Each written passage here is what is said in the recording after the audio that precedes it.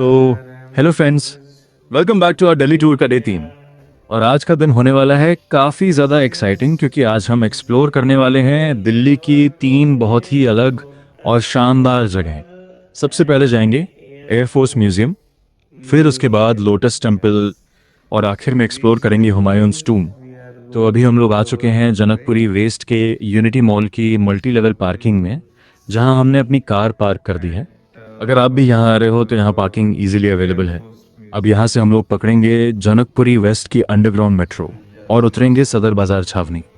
फिर वहाँ से थोड़ा सा वॉक करते ही आपको मिल जाएगा एयरफोर्स म्यूजियम। मैं मैप लोकेशन भी डिस्क्रिप्शन में डाल दूंगा ताकि आपको आने में कोई दिक्कत ना हो।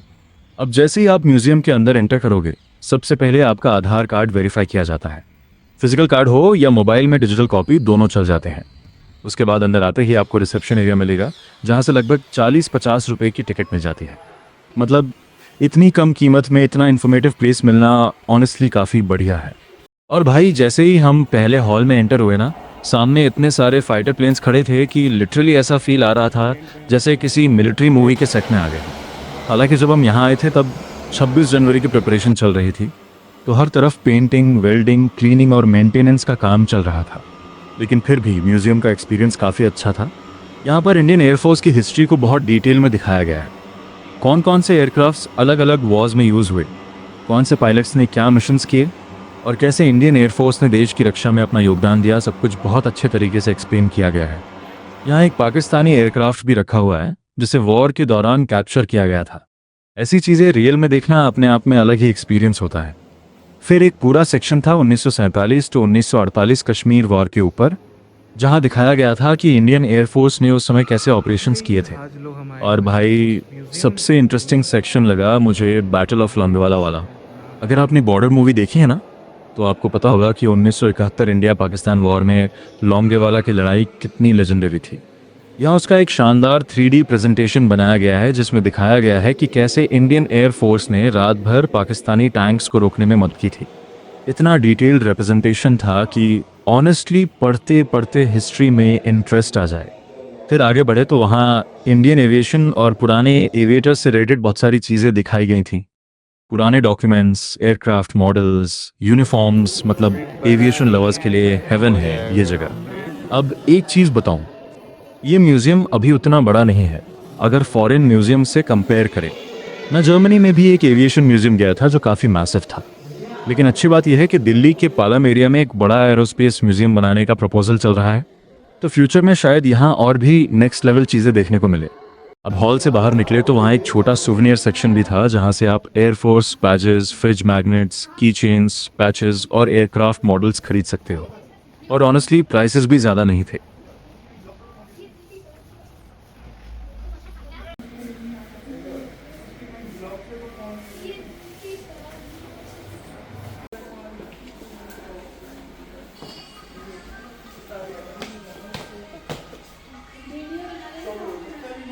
फिर बाहर हमें दिखा एक पुराना S-55 हेलीकॉप्टर, और उसके सामने रखे थे 2 रियल पाकिस्तानी टैंक्स जो एक 971 वॉर के दौरान डैमेज हुए थे। इनमें से एक चाइनीज मेड पाकिस्तानी टैंक था जिसे इंडियन फोर्सेस ने डिस्ट्रॉय किया था, और आज वो यहाँ एग्जीबिशन पीस बनकर खड़ा है। मतलब हिस्ट्री लिटरली आपके सामने खड़ी होती है।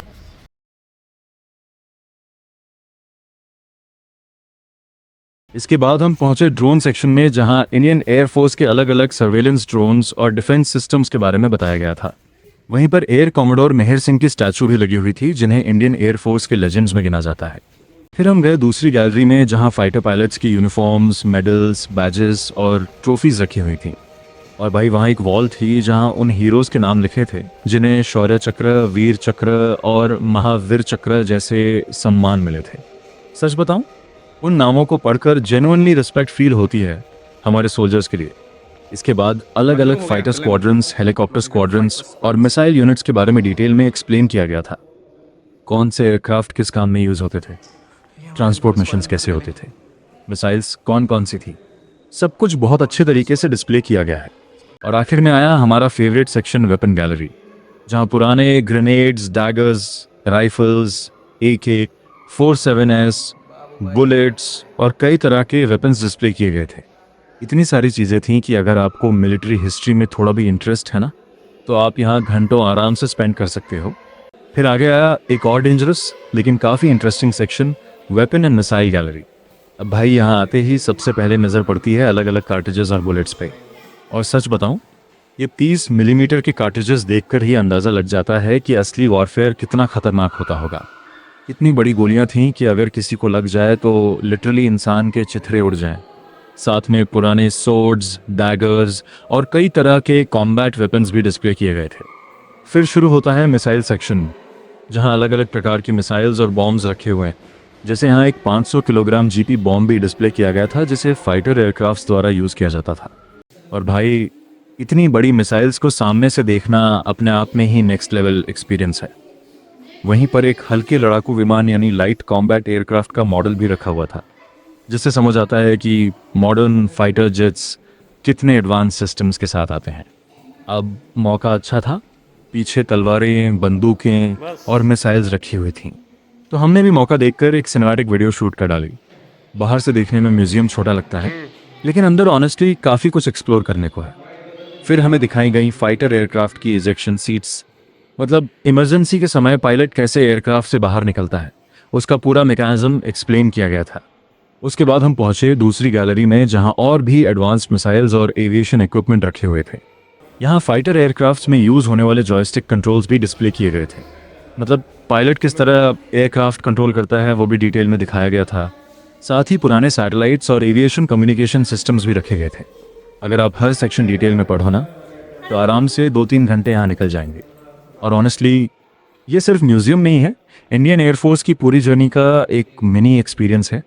यहाँ कई अलग अलग मिसाइल्स भी डिस्प्ले की गई थी, कुछ छोटी कुछ इतनी बड़ी कि सामने खड़े होकर ही फील आता है कि डिफेंस टेक्नोलॉजी कितनी पावरफुल होती है।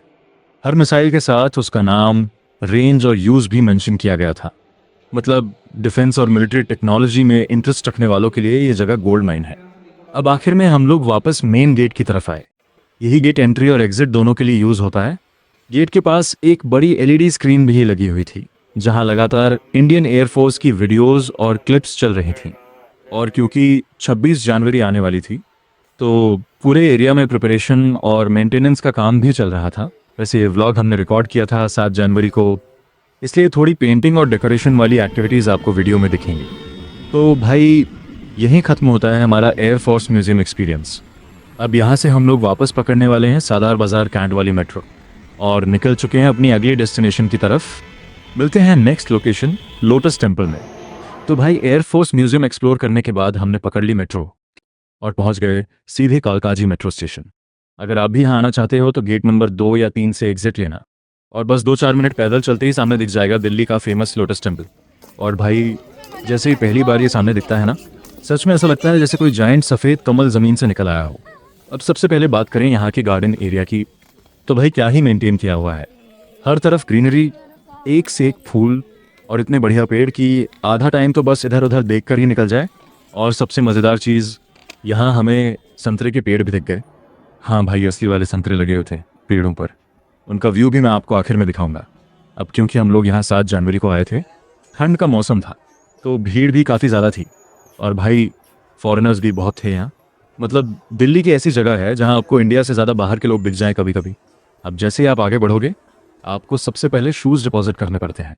नीचे प्रॉपर शू डिपॉजिट सेक्शन बना हुआ है, जहाँ आप अपने शूज़ जमा करके फिर वो टेम्पल की तरफ जा सकते हो। और अच्छी बात यह है कि ये सर्विस भी बिल्कुल फ्री है, मतलब एंट्री फ्री, शू डिपॉजिट फ्री। बस आराम से आओ, घूमो और पीस लेकर जाओ। अब अंदर जाने के लिए प्रॉपर लाइन लगानी पड़ती है।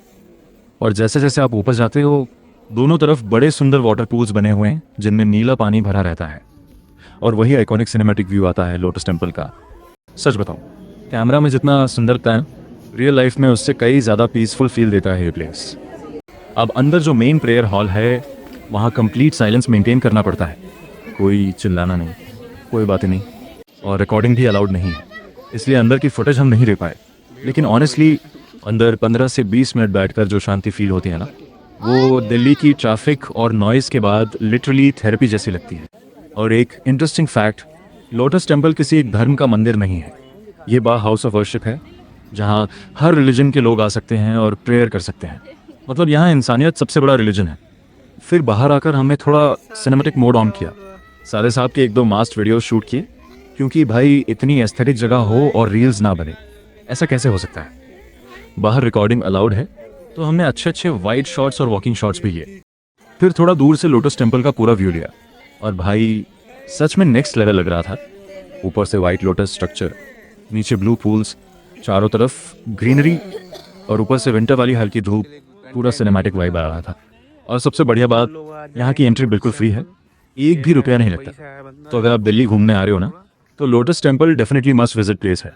चाहे फोटोग्राफी करनी हो, पीस चाहिए हो, या बस दिल्ली की फेमस प्लेसेस एक्सप्लोर करनी हो, ये जगह एक बार ज़रूर देखनी चाहिए। और अब यहाँ से निकल चुके हैं हम अपनी आज की तीसरी और आखिरी डेस्टिनेशन की तरफ, जो कि है हुमायूंस टूम। तो भाई लोटस टेम्पल की पीस एंजॉय करने के बाद हमने फिर से पकड़ ली मेट्रो और पहुँच गए JLN स्टेडियम मेट्रो स्टेशन, यानी Jawaharlal Nehru stadium metro station, जो वायलेट लाइन पर पड़ता है। अब यहाँ से आपको गेट नंबर 4 से बाहर निकलना है, और फिर बाहर से ऑटो या ई रिक्शा मिल जाएगा। भाई 20-30 रुपए में आराम से छोड़ देते हैं हुमायूंस टूम तक। मतलब दिल्ली में मेट्रो प्लस ऑटो कॉम्बो सबसे डेंजरस चीज़ है घूमने के लिए। और कुछ ही मिनटों में हम पहुंच चुके थे आज की तीसरी और आखिरी डेस्टिनेशन, हुमायूंस टूम, यानी हुमायूं का मकबरा। और सच बताऊं भाई, ये जगह सामने से देखकर फर्स्ट इम्प्रेशन ही अलग आता है। इतनी रॉयल वाइब, इतनी ग्रीनरी और इतना शांत माहौल कि आपको लगेगा दिल्ली में नहीं किसी हिस्टोरिकल मूवी सेट में घूम रहे हो। अब थोड़ा हिस्ट्री भी जान लो। ये मकबरा मुग़ल एम्पर हुमायूं की याद में बनाया गया था, और इसे उनकी वाइफ हाजी बेगम यानी हमिदा बानो बेगम ने लगभग 1570 के आसपास बनवाया था। मतलब भाई सोचो, ये स्ट्रक्चर लगभग 450 साल पुराना है और आज भी इतना शानदार दिखता है। अब एंट्री की बात करें तो यहाँ अंदर पहुँचने के लिए आपको काफ़ी चलना पड़ता है। मतलब चलते जाओ, फिर थोड़ा और चलते जाओ, फिर लगेगा शायद यही होगा, लेकिन नहीं भाई, अभी और चलो। पहले छोटे मोटे स्ट्रक्चर्स दिखते हैं, लेकिन जैसे जैसे आगे बढ़ते हो वैसे वैसे एक्साइटमेंट बढ़ती जाती है, और फिर अचानक सामने आता है द मेन हुमायूंस टूम। और भाई जैसे ही उस आखिरी गेट से मेन टूम सामने आता है ना, पूरा सिनेमैटिक रिवील फील आता है। मेरे साले साहब ने भी बोला भाई एक रिवील शॉट बना, तो फिर क्या, मैं बन गया कैमरामैन और इनके पीछे पीछे सिनेमैटिक एंट्री शूट करने लग गया। अब क्योंकि हम लोग यहाँ जनवरी में आए थे, तो मौसम काफ़ी बढ़िया था, हल्की ठंड, सॉफ्ट सनलाइट, और ऊपर से इतनी सुंदर लोकेशन। सच बताऊँ, अगर दिल्ली घूमने आना है ना, तो नवंबर से फरवरी बेस्ट मंथ्स हैं। इसके बाद वाली गर्मी में तो भाई दिल्ली घूमना पनिशमेंट लगने लगता है। इतनी गर्मी पड़ती है कि अच्छे खासे मॉन्यूमेंट्स भी ओवन जैसे फील होने लगते हैं। फिर हमने यहाँ कुछ रील्स और सिनेमैटिक शॉट्स रिकॉर्ड किए, और ऑनेस्टली ये जगह वीडियोग्राफी और फोटोग्राफी वालों के लिए हेल है। आपने इंस्टाग्राम पर कई सिनेमैटिक वीडियोस देखी होंगी यहाँ की, वो सब यहीं शूट होती हैं। और भाई जो प्रोफेशनल वीडियोग्राफर्स होते हैं ना, वो यहाँ ऐसे शॉट्स निकालते हैं कि बॉलीवुड मूवी लगे। अब आर्किटेक्चर की बात करें तो अगर आप इस बिल्डिंग को ध्यान से देखोगे तो लाल बलुआ पत्थर यानी रेड सैंडस्टोन और सफ़ेद संगमरमर यानी वाइट मार्बल का शानदार कॉम्बिनेशन दिखाई देता है, और यही चीज़ इसे इतना रॉयल लुक देती है। यहाँ इंडियन और पर्शियन आर्किटेक्चर का अमेजिंग मिक्स देखने को मिलता है। और भाई पहली बार जब हमने इसे सामने से देखा ना, सच में अलग ही लेवल का लगा। वीडियो में शायद इसका एक्चुअल साइज समझ नहीं आता, लेकिन रियल लाइफ में ये काफ़ी विशाल और ग्रैंड स्ट्रक्चर है, इसीलिए कई लोग इसे दिल्ली का ताजमहल भी कहते हैं।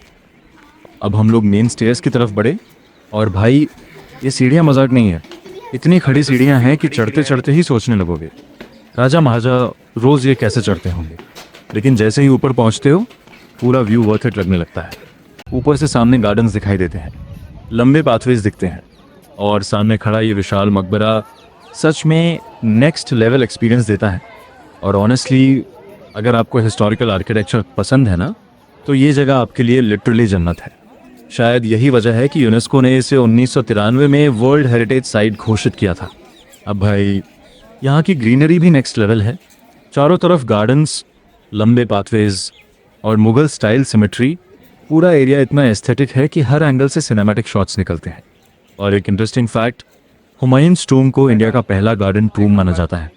मतलब ऐसा मकबरा जिसके चारों तरफ ब्यूटीफुली प्लान्ड गार्डन्स बनाए गए हों, और बाद में इसी स्टाइल से इंस्पायर होकर ताजमहल भी बनाया गया था। मतलब टेक्निकली ये ताजमहल का बड़ा भाई है। फिर हम लोग अंदर गए और अंदर का माहौल काफ़ी अलग था। यहाँ सिर्फ हुमायूं की ही नहीं बल्कि मुग़ल रॉयल फैमिली के 150 से ज़्यादा लोगों की कब्रें मौजूद हैं। इसीलिए इस जगह को कभी कभी डॉर्मेट्री ऑफ द मुगल्स भी कहा जाता है। अंदर छोटे छोटे चेम्बर्स में गलियारे, आर्चेस और अलग अलग टूम्स बने हुए हैं।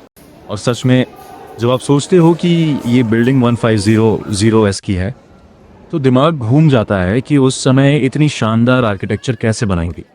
फिर हमने कुछ और सिनेमैटिक रिवील शॉट्स लिए, एक पानी वाले रिफ्लेक्शन शॉट भी लिया जो ऑनेस्टली काफ़ी शानदार आया।